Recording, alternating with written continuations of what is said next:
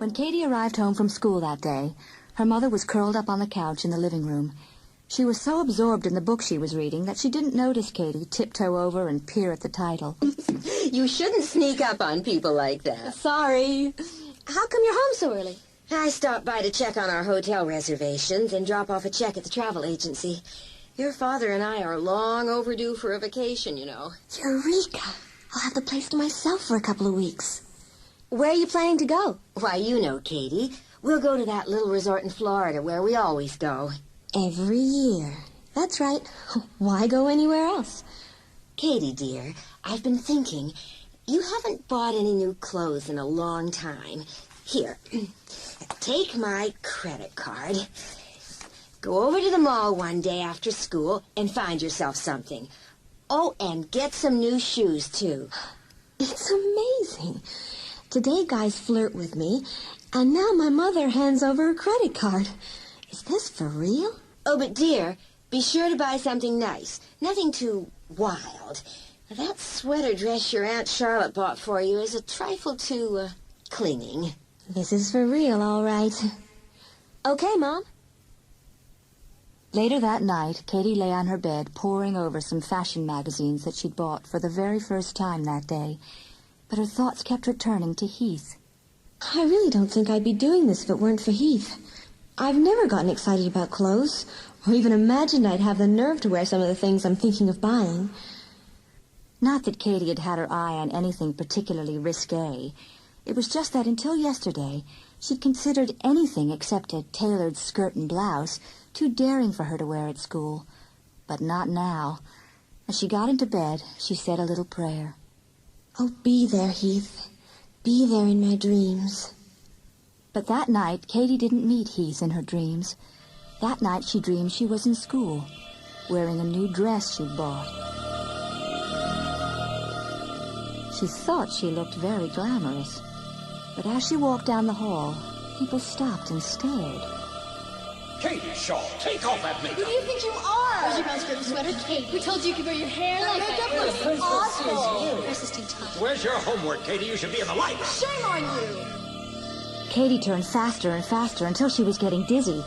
The mob had been closing in on her, but now they stopped. Something made them stand still and put their hands to their mouths. They stared at her with wide, frightened eyes. Oh no! Don't come near me. Horrible! Horrible!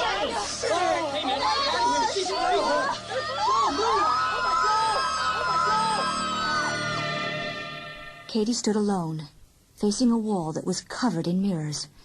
She saw her reflection repeat itself dozens of times in the glass. She wasn't wearing the maroon and black outfit she'd put on before she left the house. She was wearing a white, lacy sundress, except it wasn't white anymore.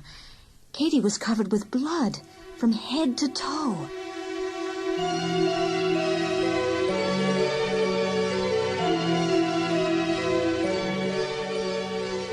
Heath didn't show up when Katie tried taking a nap the next day after school. He didn't show up in her dreams that night either. But Katie was having too much fun in her real life to spend time thinking about Heath. Jason Miller had been paying a great deal of attention to her. He hadn't asked her out yet, but Katie was sure he would soon. When Heath hadn't shown up for a couple of days, Katie forgot about taking an afternoon nap, and on Thursday after school, she and Raquel went to the mall to check out a new boutique that had just opened. As they said their goodbyes, Katie felt great waves of fatigue wash over her. She knew she wasn't just tired. This was a feeling that took hold of her, like the pull of an undertow in the tide. When she got home, Katie told her parents she had a headache and was going to take a nap before dinner. She saw them exchange glances as she went upstairs, but they didn't say anything. Katie was barely able to stay awake long enough to get to her room, where she fell onto her bed as the curtain of sleep swept over her. Then she was standing on the porch, wearing the white lacy sundress. She could smell the fragrance from the honeysuckle and rose bushes in the gentle breeze. Once again, Heath was leaning against the elm tree, wearing the same torn blue jeans and T-shirt. Hi, I've been waiting for you. Hi. What's that strange burning smell? Wood? Leaves? No. It isn't like anything I've smelt before. Katie wrinkled up her nose and drew her shoulders up to her ears. She didn't understand it, but something about the odor made her feel afraid. Was this the smell of fear? Then the odor vanished, leaving Katie unsure that she'd even smelled it at all. Heath took her hand, and she felt charged with energy at his touch. He looked down at her with that mischievous, deliciously wicked grin. You know, it looks as if there's a whole world right there in those blue eyes of yours. Katie Blue. I got a whole world of my own inside, too. What a world it is. If only a girl would prove to me that she really wants to know about it. But how would how would she prove to you that she really wants to know about your world? Well, you know, I'm glad you asked me that, Katie. I'd hoped you were interested, because people like you and me, we're different from the rest, aren't we? You know, a lot of girls just don't understand me, Katie. And that's why they're not special enough for me. What don't they understand?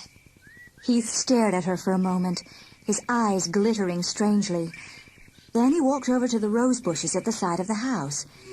Katie was too shocked to say a word as she watched him rip rose after rose from the bushes. He gathered several roses in his arms. The thorns should have been tearing into his flesh, but he seemed oblivious to them. Here, I brought you some flowers. Oh, no, the thorns will hurt my hands. Oh. Well, so much for that idea. Have it your own way. Oh, you shouldn't destroy things, Heath. Shouldn't I? Well, let me let you in on a little secret, Katie Blue. I do a lot of things I shouldn't do. I'm a bad boy. Are you mad at me? He's teasing me. I should have known it all along. How could anyone who makes me feel this way be bad? Heath is so handsome, too. He's just a rebel. Have you been thinking of me, Katie? Oh, yes. Every day. It's so weird. Katie told him some of the things that had changed since the first time they met. She left out the part about guys flirting with her, and especially the part about Jason. She didn't think Heath would appreciate that part. It's what I told you, isn't it, Katie? That I can change your life. Just keep being my special girl. My special girl won't try to break up with me, ever. And she won't take up with other guys. I couldn't let my girl cheat on me with other guys. I just wouldn't stand for it. What would you do? Oh, I bet there's something. He's teasing me again. No, he's not. Is not. It is. I wouldn't want to break up with you, Heath, or go with another guy. But if I did, what would you do about it? You're just a dream. Am I? Well, a dream I may be, but not just a dream. Not at all. I guess I'll have to show you, Katie, that I'm much, much more than just a dream.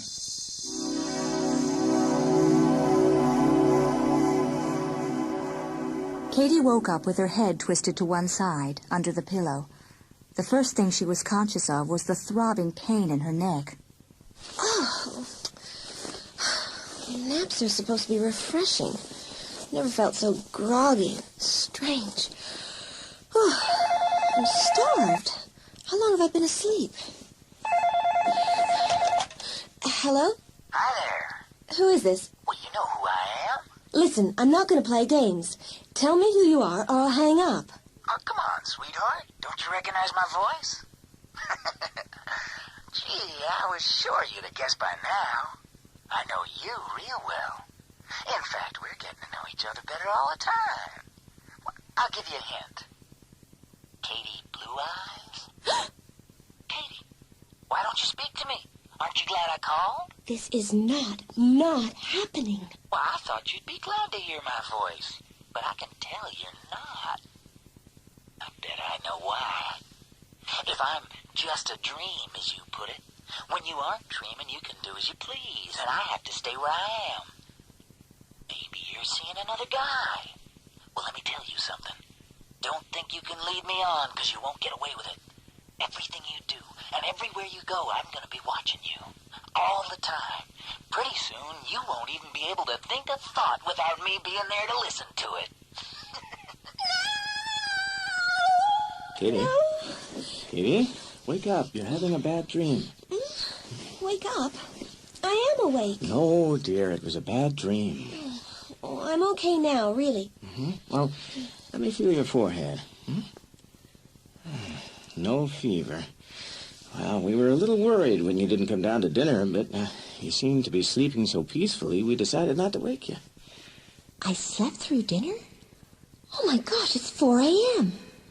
Dad, I guess I just need something to eat, that's all. I can fix something for myself. Okay, but take it easy. Too much food before you go back to sleep will give you nightmares all over again. The question is, was I awake when I got that phone call or not? It felt like I was awake. If I was, and thought I got a phone call from someone who was in a dream, someone who didn't exist, what would that mean? The answer was easy. It would mean that she was crazy. Wow, Katie, you look beat. Thanks, Raquel. I needed that. Well, trust me to put my foot in my mouth. When will I ever learn? Maybe you just need some makeup. I think I did it again. Oh, that's okay. I'm sure I do look beat. I woke up early and I just couldn't get back to sleep. Poor thing. That's not the truth. The truth is I couldn't go back to sleep because I was afraid to see someone who's waiting for me in my dreams. But I can't tell anyone, except my diary. Well, cheer up. I'm having that get-together after school today. You remembered, right? No. I didn't exactly forget. It just slipped my mind that it was today. Well, unslip it. You can come home with me right after the last class. Listen, Raquel, I don't know if I'm up to anything social. I'm so tired. I thought I might just go home and take a nap. A nap? My 80-year-old grandmother takes naps. Katie, if you're taking naps after school, no wonder your sleep is messed up. You come on over after school and forget about the nap. We'll splash some cold water on your face and you'll put on some makeup. You'll start having fun. And pretty soon you'll forget all about feeling tired. Well, I want to go to Raquel's, but maybe I better not. Heath will be waiting for me, I just know it. He isn't the kind of guy who likes to be kept waiting. He's so jealous. If I go to Raquel's, something unpleasant might happen. Earth to Katie, Earth to Katie. Are you there? Sorry, Raquel. Like I said, I'm tired, and I guess I'm a little spacey. Never mind. Listen, you're coming over. End of story. Besides, that's a brand new dress you're wearing. Isn't there somebody you want to get a good long look at you in it? Morning, ladies. So, Katie, you're coming over to Raquel's house later, aren't you? I invited her, but she's playing hard to get. Well, then, let's start convincing her. Okay, I'm going already. All right, that's the spirit. See you there. Well, should I feel slighted because he convinced you a whole lot quicker than I did? Oh, am I that obvious? Well, let's just say I could tell there was something going on there. Hey, he doesn't get that close to me when he asks about homework. The dreams of Heath Granger seemed remote and unimportant now. Katie could hardly believe that only moments ago the thought of Heath had so filled her with fear that she'd almost turned down a chance to get to know Jason Miller.